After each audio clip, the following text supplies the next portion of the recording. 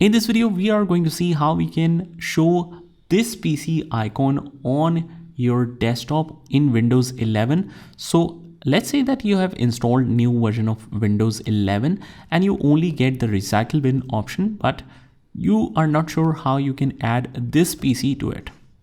Here's how you can add it very easily in Windows 11. First of all, you'll just right click on the empty area in the desktop, and from here we choose personalize. So let's say we click here, right click on personalize, and from here we will head over to the third option, that is themes.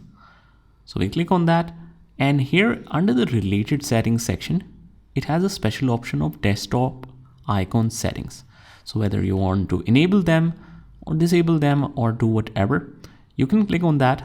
And let's say that we want to show the recycle bin as well on the desktop and my computer or this PC.